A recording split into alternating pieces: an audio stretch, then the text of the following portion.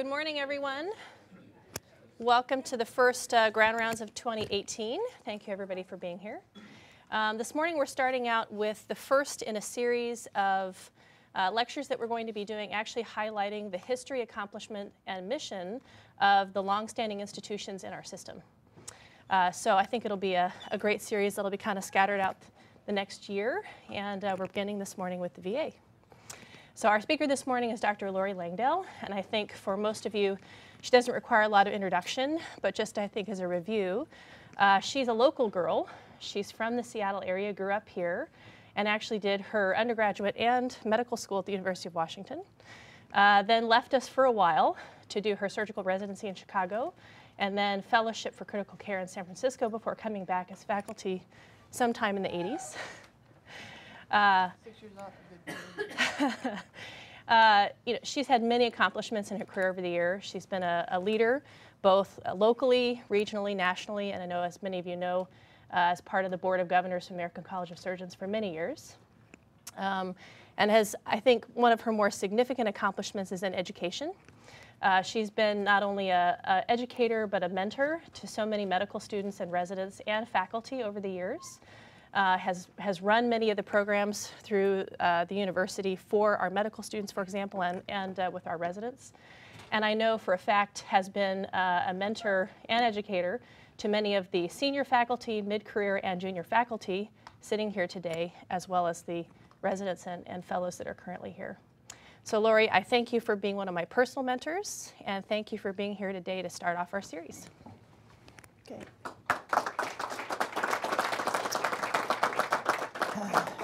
Good morning. This talk was actually was presented at the Seattle Surgical this year.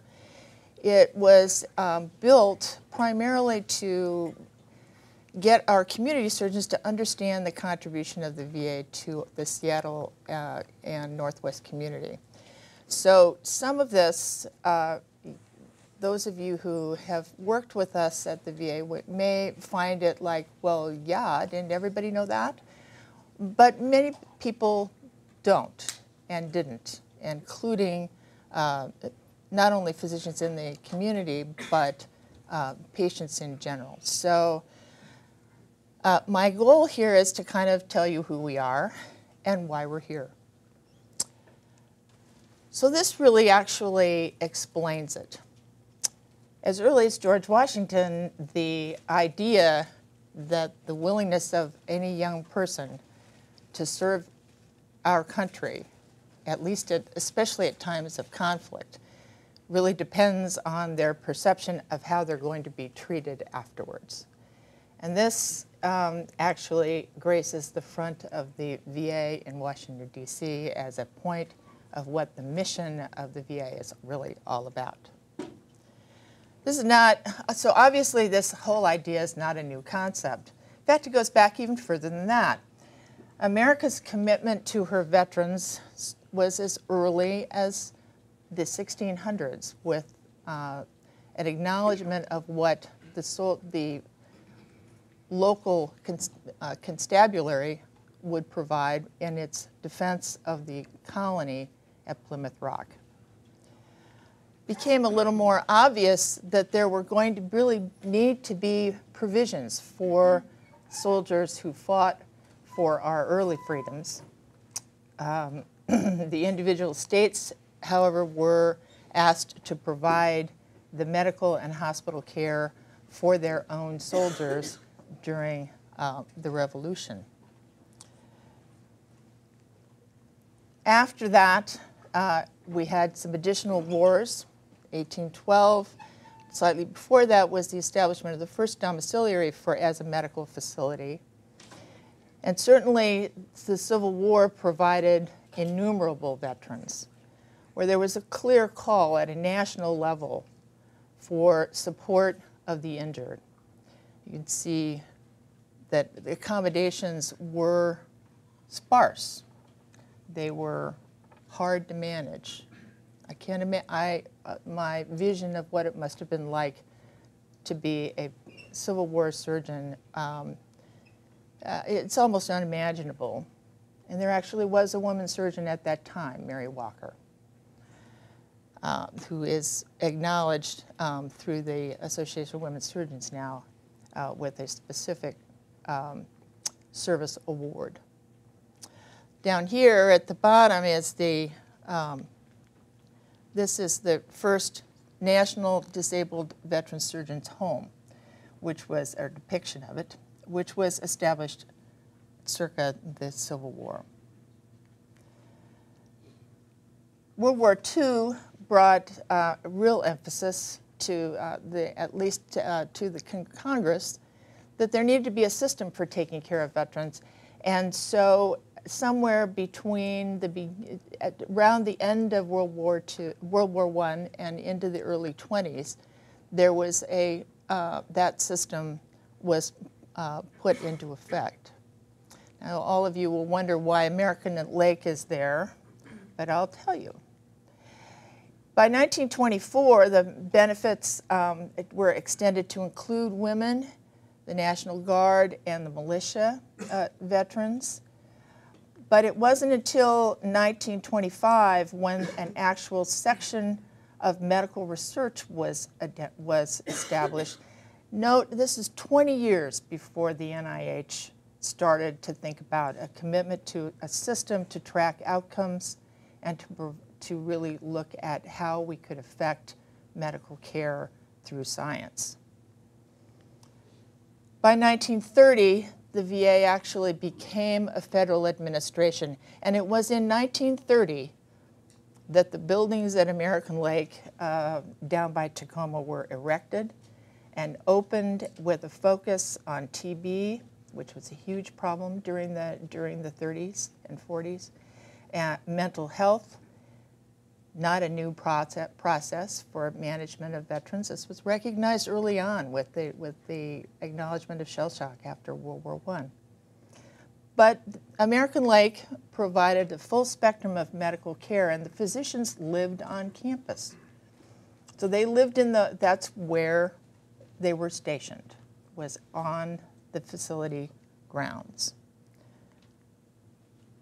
By 1945, with World War II, at the end of World War II, there was a distinct commitment to the veteran, particularly through the GI Bill, and was a focus for the local community, in that the city of Seattle deeded the 44 acres on Beacon Hill to the federal government for a paltry $2.5 million, the area which would become the site where the Seattle VA was built.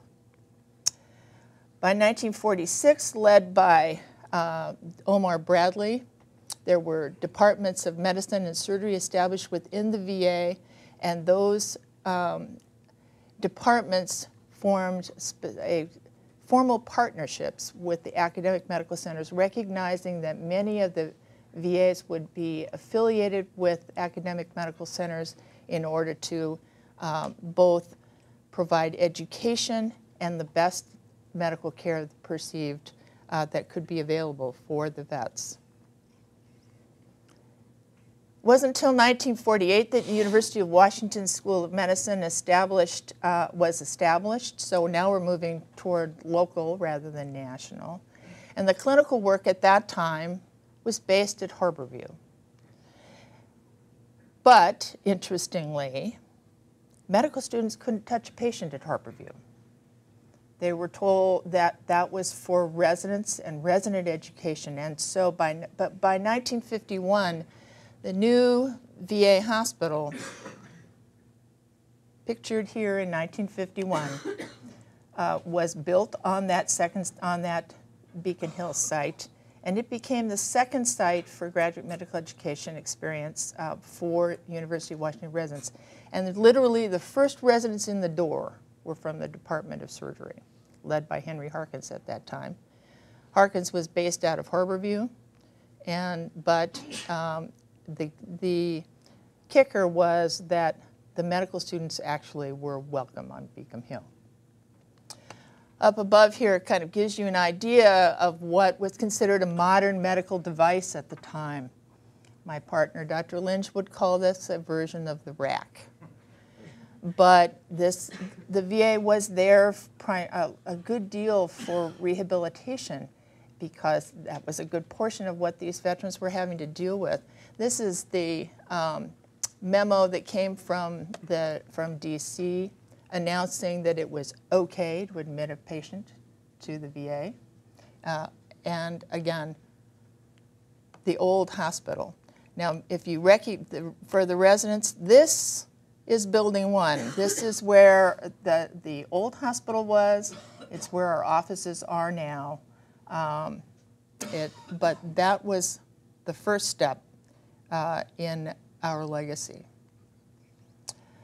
Wars did not fade from our history, and more veterans continued to, I guess everybody knew in the system that they were going to have a job for a long time, because we weren't able as a country, even as a world, to get away from conflict in one arena or another. These are, as most of you will know, the memorials that have been erected in DC for acknowledging these service. My personal favorite is this one, which is the Nurses Memorial, which is surrounded by the 12 alder trees that represent each of the nurses who died in Vietnam. We continued to grow locally. In 1985, a new hospital, now known fondly to all of you as Building 100, was built. It started in 1980, and so this is what it looked like before with that old building that I showed you, and it got erected with this other big building hanging off to the side. And when it was expanded, that expansion was done with an idea to provide a specific spinal cord injury center, to establish a bone marrow transplant in affiliation with the Hutch, and to bring cardiac surgery into the Northwest and the VA system. Now, the latter was kind of a testy history with its ups and downs, but we're moving much more toward reestablishing that today. Amazingly, it wasn't until the late 80s that the VA actually came to be recognized as important enough to be a cabinet-level position. And here's Ronald Reagan signing that into law. The Seattle VA continued, however, to contribute specifically to the new conflicts. And we believe it or not, because we were next to McChord Air Force Base, we were designated as a receiving hospital for the injured in the first Iraq conflict, with the idea that the veterans would go from the front line to launch stool, over the pole, and come to the Seattle VA. And then the plane would pick up more supplies and head back over the pole and go back in reverse order. I mean, fortunately, we really didn't receive anybody. We emptied out the hospital in 1991. I got to go to New York and learn somebody tell me how to put on an X-Fix. But we didn't actually receive anybody because there weren't that many people who were injured severely enough to come out via that proposed mechanism. But we did get a number of patients, particularly with respect to spinal cord. So we are continuing to grow. There are, as those of you who have driven out to our facility recently can see, that there's an enormous building that's being added to the campus, and its focus is going to be virtually entirely mental health, which tells you a major problem that has been recognized within the VA system. So let me review for you how the VA works. This is always kind of a black box to a lot of people. The VA divides the country up into what they call VISNs, or big sections. And we, quite obviously, are up here in VISN 20, where our catchment area is Washington, Alaska, Idaho, Oregon, and in fact parts of Montana, depending on exactly where we are. The VA as a whole is the largest healthcare system in this country, perhaps even in the world, and provides care for more than 90 million veterans at about 1,200 facilities. And that includes the small VAs that really don't do a lot of local surgical work. There are 170 medical centers and about this 1,000 outpatient sites that are the clinic sites that send patients to us. And they're serve people with varying levels of complexity. We are, at the Seattle VA, are one of 2 tertiary quaternary care centers for that VISN. It's the Seattle VA and Portland. So we share, and when they can't go to Portland, they come to us. So who's eligible for care? This seems to confuse a lot of people. Technically, anyone who has been in active duty service for more than 2 years and who is honorably discharged is eligible. There are some exceptions specifically for disability injuries that are suffered during combat. One area that became very contentious was the management of the service members who served in the various Iraq and Afghani conflicts, primarily because we had lost the draft. And because young men could choose to serve as opposed to being drafted to serve, a good portion of the servicemen and women who were being deployed were coming from the reserves. And the question then became for Congress as to whether or not they could, was this a long-term commitment to someone who was not actually serving permanently or long-term in the military. There was a lot of conflict about this because to have a reservist come back from Iraq, as I had come from, transferred to us from Bethesda with spinal cord injury, an open abdomen, multiple fistulas, and wondering what, and his family wondering whether he was going to have long-term care was a big issue. So this was the resolution that they would be covered for 5 years unless they had some very specific kind of injuries. The benefits are generally determined by whether the patient is service connected, and that's another one that confuses folks when they read about things. Any veteran who is a recipient of a Purple Heart or is a POW is eligible. So John McCain, if he wants care in the VA, can walk in, no matter his wealth, and be cared for in the VA because he was a POW. There are some income limits that are determined by Congress. So basically, if you're not a POW and you don't have a Purple Heart and you don't have some major injuries sustained in combat, you need to be poor in order to get in the door for the VA. Greater 50% connection, catastrophic disabilities, and that's where spinal cord comes in particular. Certain registries, the exposure to Agent Orange has been an issue, is an ongoing issue for those who were in Vietnam. But the VA also provides comp and pen exams, any care in a research project, a good chunk of counseling, especially for women who've experienced sexual trauma, and some areas of exposure to radiation are covered within the VA system. So let me tell you about us.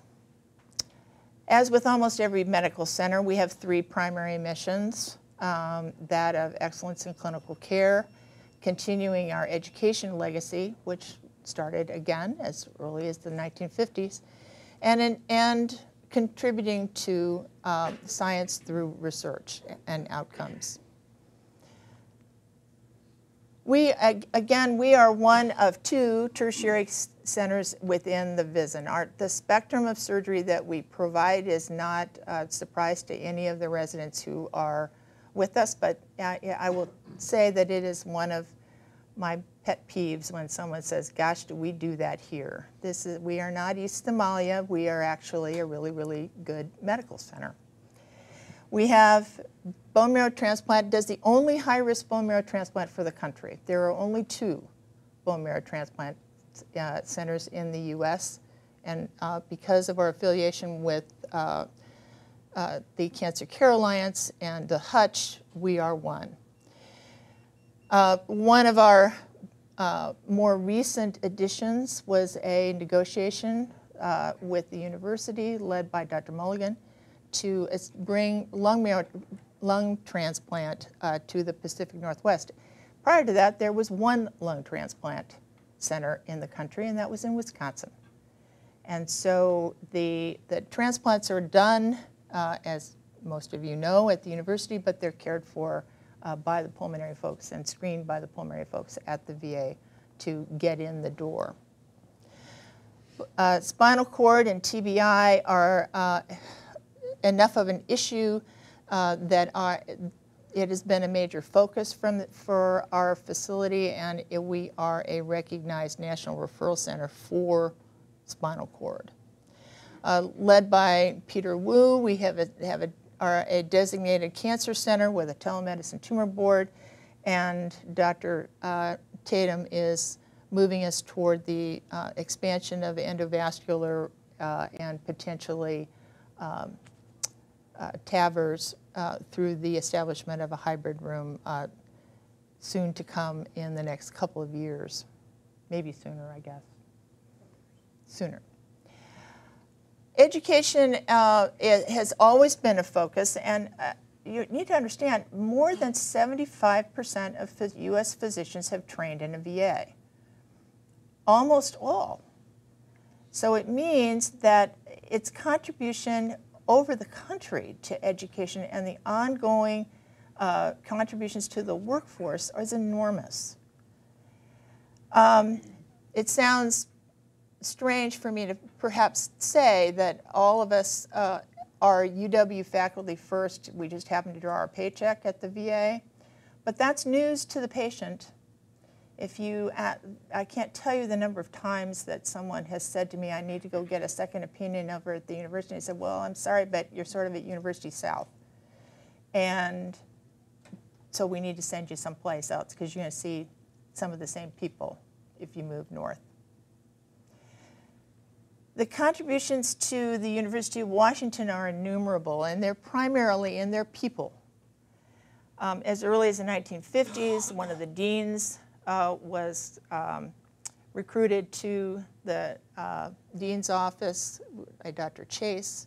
Dr. Belknap became an associate dean for admissions in the 80s. In fact, Dr. Belknap interviewed me for medical school. Dr. Fialco was the chair of the chief of medicine at the VA before he became the chair of medicine and then the dean of the School of Medicine in the 80s and 90s. Multiple chairs have come from the VA environs. Dick Bell was our chief of surgery before he became the chair at Northwestern. Art Ward for neurosurgery many years ago. Wayne Krill for physiology. And the more recent or current, Dr. Bremner, thank you very much for coming, Bill, to the Department of Medicine, Howard Chansky to ortho, and Dick Veith in psychiatry. Of course, we all know that Dr. Pellegrini came from a VA at UCSF, and so the connections continue. Various leaders in the department, leaders for the department have worked for us, and the student program has been run by VA-based faculty since 1993. And 2 of our faculty have received the John Stevenson Awards for resident teaching. So now I need to spend some time talking about the Legend of Hub Radke. Well, with the exception of some faculty, most of you will never have known Hub. However, he was a consummate general surgeon. He could get you in and out of any kind of trouble that you could imagine. He finished his residency here in 1963, went to the VA and spent his entire career there. Was the only person there full-time, actually, until I joined the faculty. The rest of the faculty were very transient, came and went for over the years. And he was probably the person who, a person who I think really thought in 3D. His mind was a 3D CT scanner, in that he could get to almost anything, anywhere, in a most imaginative way. The old legends suggested that out of sheer boredom he would suggest taking the stomach out through the flank, but he was really tremendous. I learned a great deal from him. So when I started, it was almost a new apprenticeship to work for Hub. And I will never forget his contribution. Probably the greatest compliment I've ever gotten from an OR nurse has been, "You're turning into Hub." So let's switch gears and talk about research and science. So I want to tell you what the VA has done for this country. Beginning in the 1940s, the trials that established treatment for TB were done through the VA. They were all, those clinical trials on streptomycin started then. Atomic medicine. Because of the responses within to the atomic bomb, the thoughts of how we could harness that technology and use it for good came through researchers at the VA who recognized that they could utilize it for diagnoses. And that's where radioactivity, being utilized for such things as thyroid scans, was born. The early hypertension studies linking cardiovascular disease to blood pressure were recognized early on, 1948. Amino acid sequencing. I wouldn't think that would be something would happen. I was surprised when I saw that. That happened in 1956, that they were sequencing the angiotensin. They were. One of the more productive VAs was the Houston VA with Michael DeBakey, where he used his appointment there to work on the establishment of cardiac pumps, heart-lung machines, first use of Dacron grafts, and then the utilization of pacemakers. Additional advances, part of my reason for putting so much on slides is I'm hoping for a little shock and awe here. The initial concepts about CT scans in affiliation with Tom Marquardt, one of our former faculty, first orthotopic liver transplant was performed at the Denver VA in 1963. Again, more links between cancer and smoking established. First, seminofistula in 1966, development of a nicotine patch, and most recently, an intercordial brain-computer interface that is potentially going to allow patients with chronic severe paralysis to perform functions with their limbs virtually by thinking about it. Some Nobel Prizes have been awarded to VA researchers. Rosalind Yalow was only the second woman to receive a Nobel Prize, and she shared it with Andrew Shalley mostly looking at both the combination of radioimmunoassays and looking at thalamic hormones. And a Dr. Murad in Palo Alto is a physiologist who was awarded a Nobel Prize in 1998 for his work in nitric oxide. Multiple Lasker Prizes, a very prestigious prize, have gone to researchers within our system. This is just a small, not an incomplete list of the cooperative trials that have been performed within the VA. Some of these things are moot points now. They're not things that we utilize in our practice, but they were important for their time, because there were questions about who should get a portacable shunt and were they useful? Did they help or did they hurt? Surgery for duodenal ulcer. Yeah, I know you've never seen an operation for a duodenal ulcer. It's all about H. pylori now. But there was a time that we did operate on that. And if nothing else, you should most of the residents should know what those operations were and what their purposes were, if for no other reason than those patients are still alive and you're going to see them. There was a comparison between peritoneal venous shunt and medical therapies for ascites, showing that the rapid alleviation of ascites was achieved, but there was no improvement in survival. The use of TPN in malnourished patients, first looked at in the VA. Gastroesophageal reflux, we'll give credit to Dr. Pellegrini and his work in San Francisco, showing that surgical treatment was more effective than medical treatment. Another UW graduate, Bob Condon, is the name behind the infamous bowel prep, and that has gone through its iterations of yes, no, yes, no, yes, no, yes. And then the hernia trial, which Dr. Tatum reminds me was, in his view, entirely bogus. But the laparoscopic and open were comparable. And the use of biologic mesh was also investigated. There were cooperative trials in cardiac surgery looking at angina and myocardial infarction, which led to advances in coronary artery bypass, aortic valve replacement, the use of antiplatelet therapies, revascularization prophylaxis, yes, no, radial arteries versus saphenous vein grafts, on and off bypass, the COURAGE trial. Then in vascular surgery, advances to do with different materials. When should you treat somebody with carotid stenosis, angioplasty, endarterectomy, small aneurysm detections, and then the endovascular over trial, to name but a few. In cancer, many of the adjuvant trials looking at the impact of chemotherapy on lung, pancreas, esophageal, gastric, colonic, and rectal cancers were all done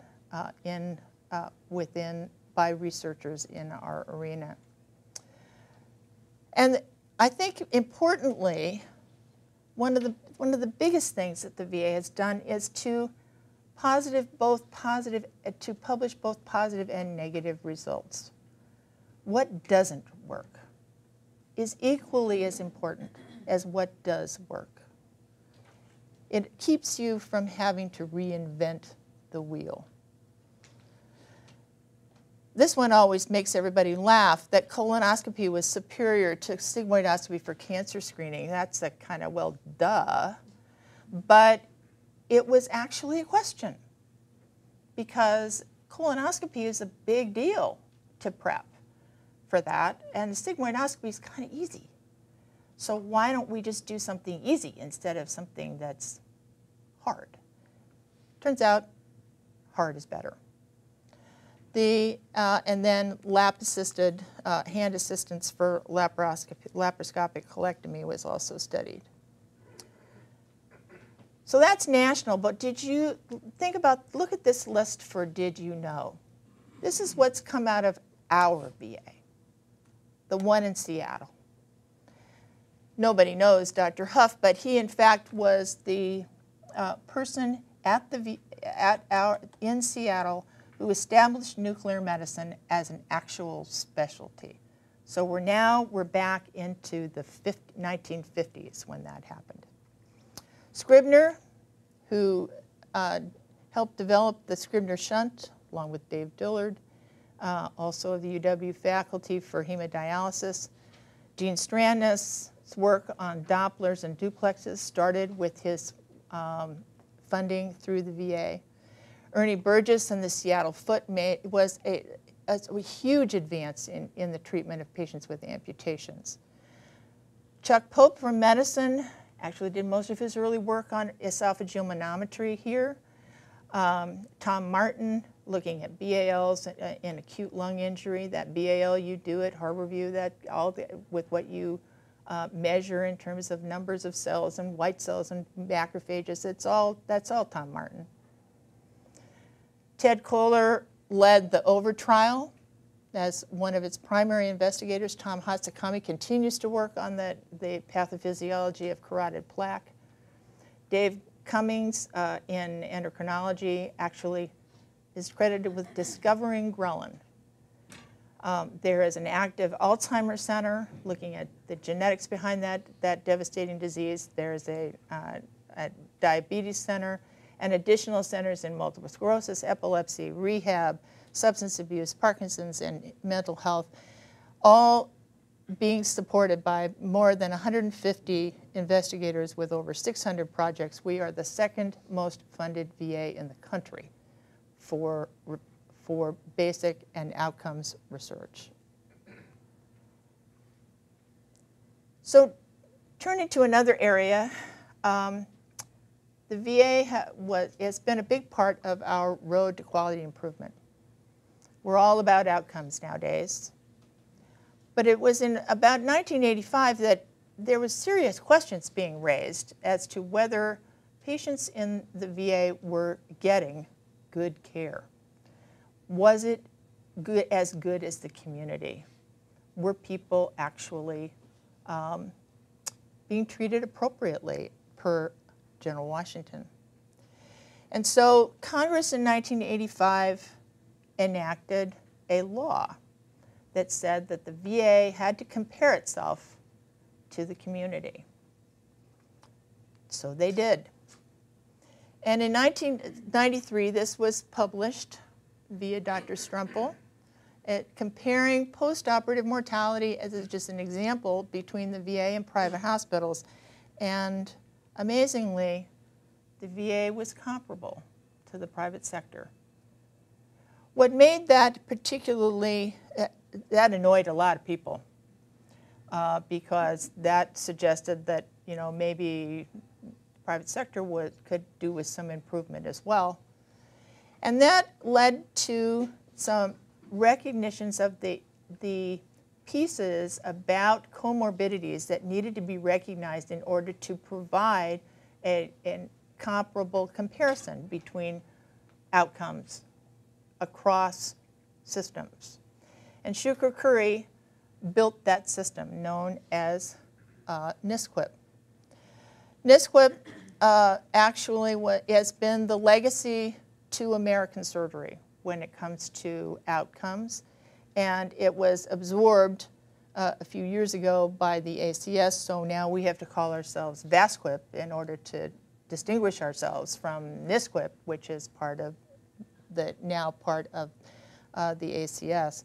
But this system of looking back at one's outcomes, sampling the data and accounting for comorbidities and looking at expected versus observed outcomes has been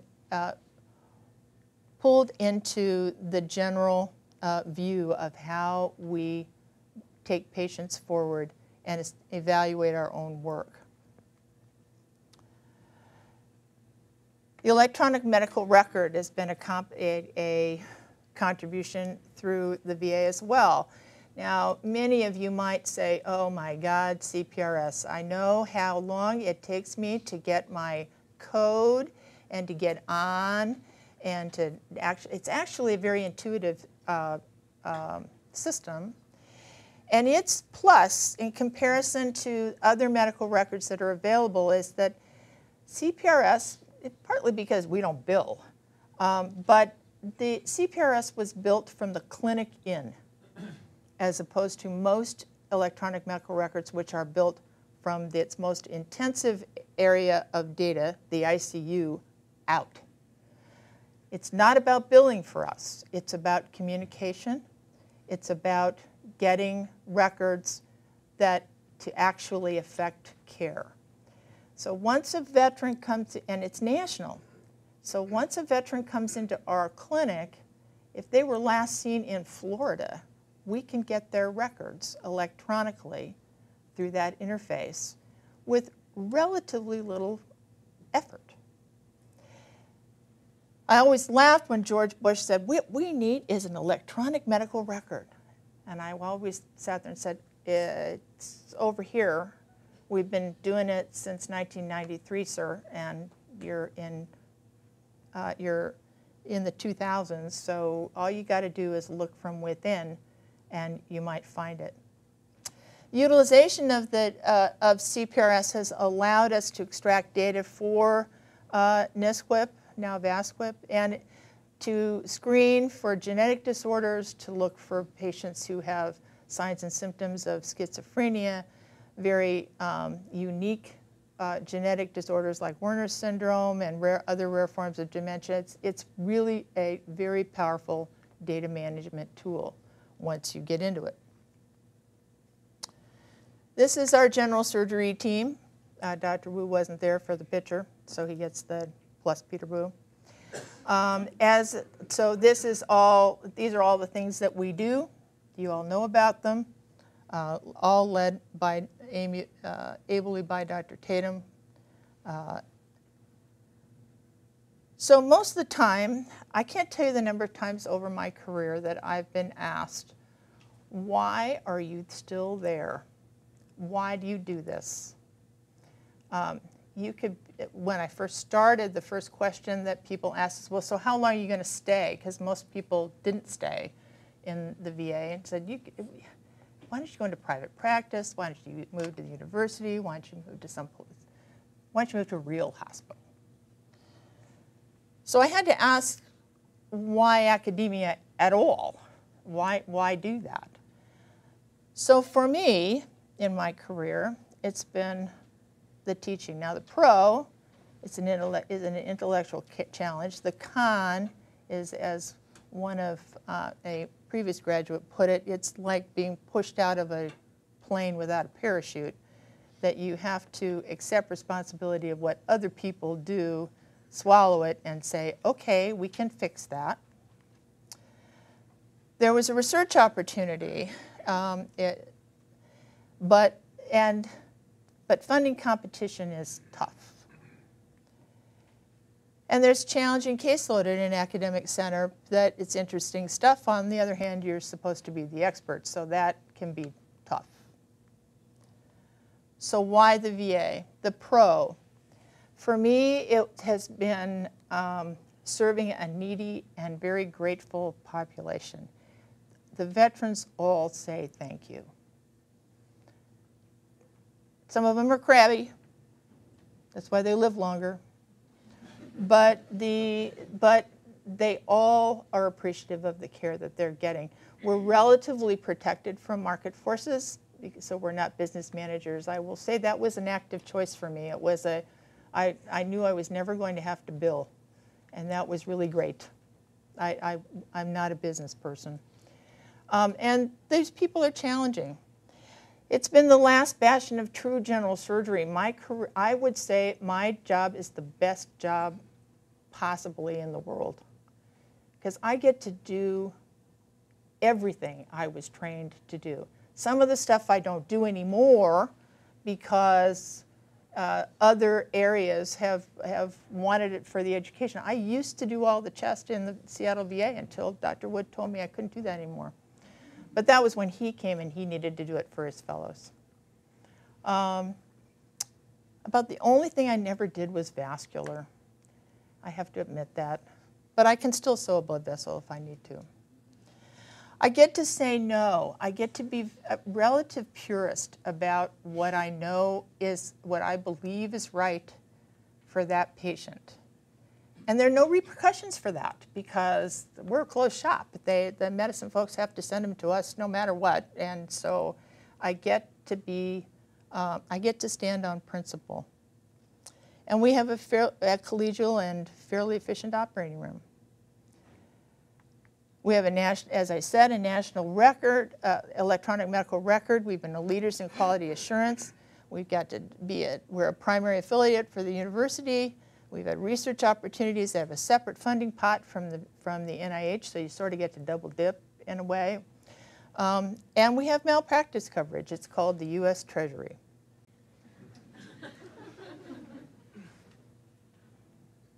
So what are the cons? There are finite resources. Surgery for us in the VA is a cost center. It's not a revenue center the way it is for almost every other facility in the community. So, and the federal budget trails by various events by more than 2+ years.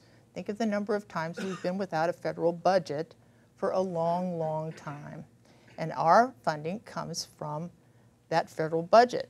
It's also detailed on the basis of information that is 2 years old. This is why the VA got into trouble when there was a sudden influx of veterans returning from the Middle East.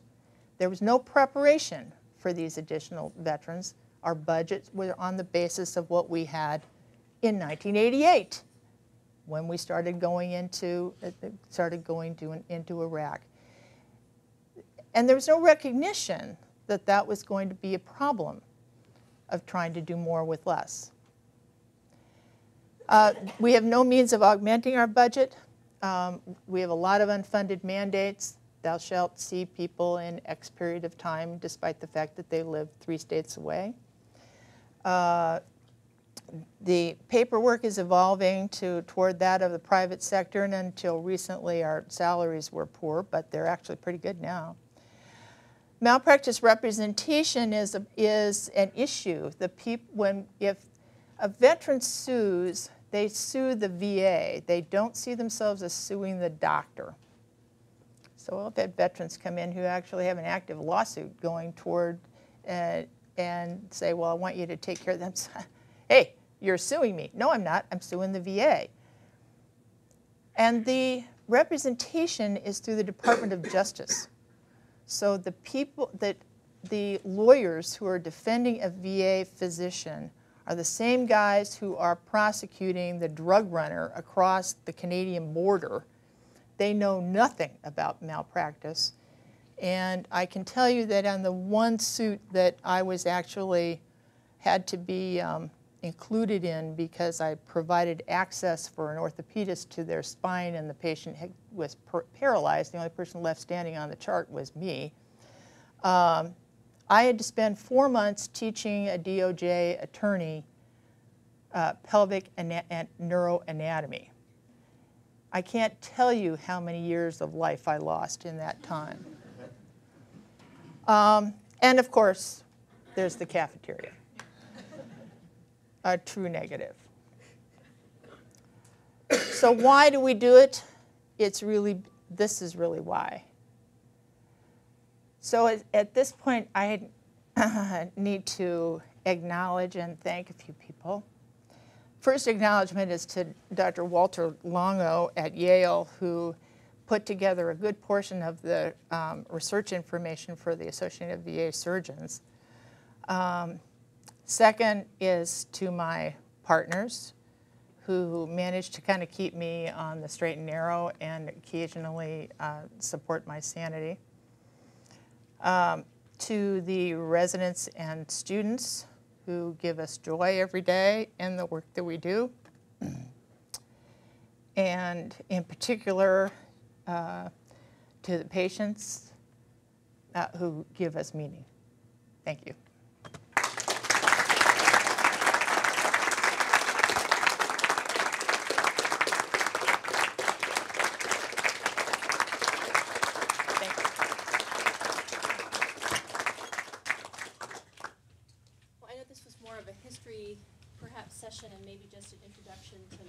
help us understand one of our key training sites, but does anyone have any questions for Dr. Langdale?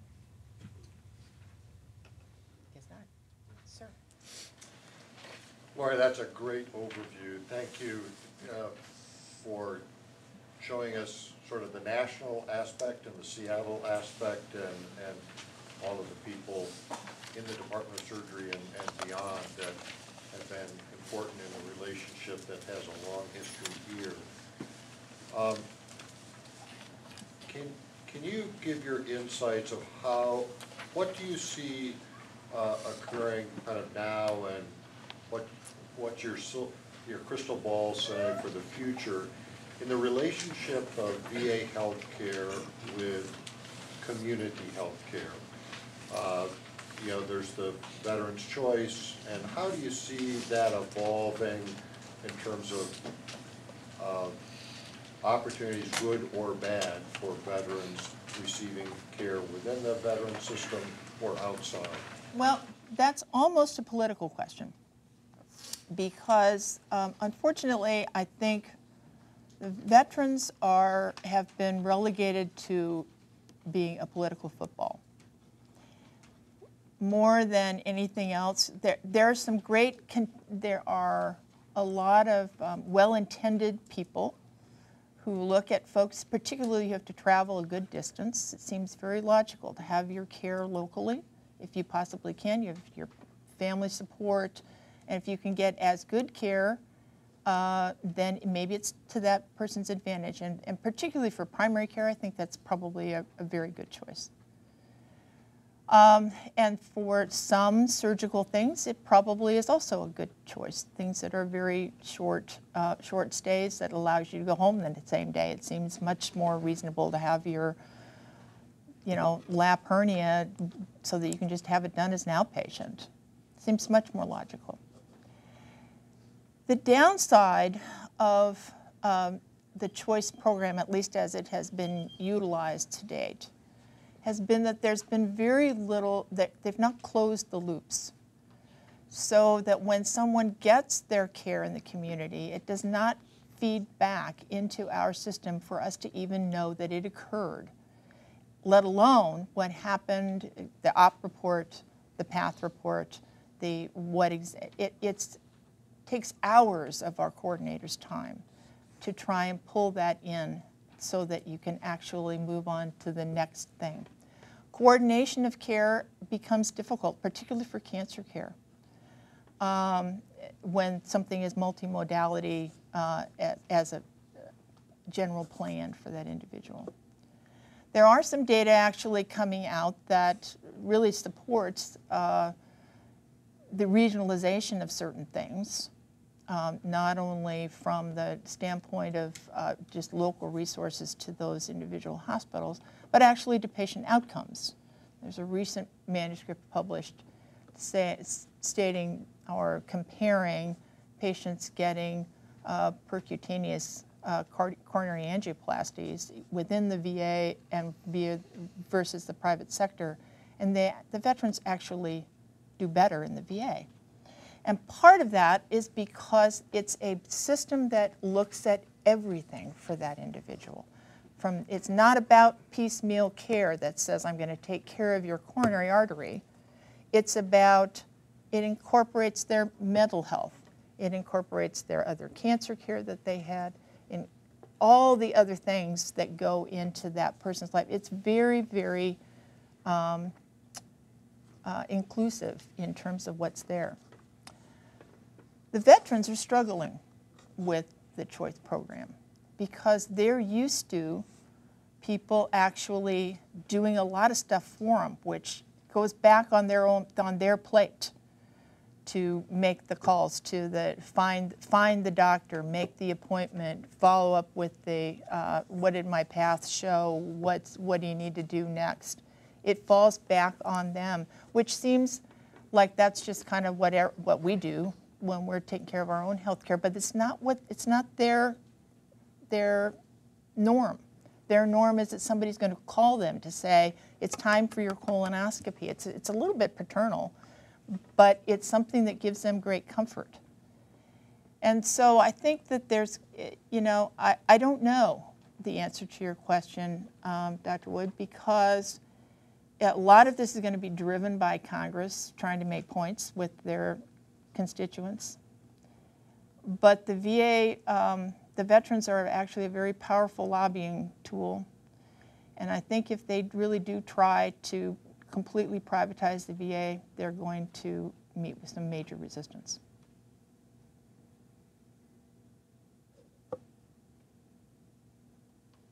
Dr. Pellegrini.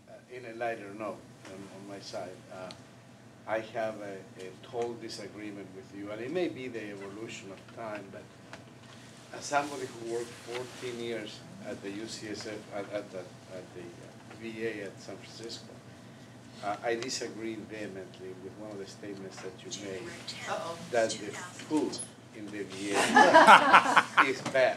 Well, if you ever wanted to have a cheeseburger, I mean, a real cheeseburger, the ones that gives you the trips on the arm.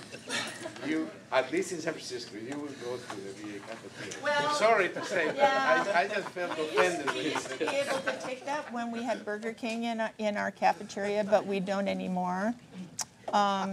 Dr. Lynch always says I'm the only one who'll eat their fried chicken and still be vertical. That's why she's alive. But I actually think it's pretty tasty. But it's on the other hand, it's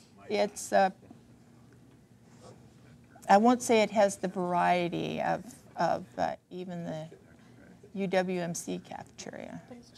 But it is cheaper. And there's no tax. Yeah, that's also true. Well, thank you very much.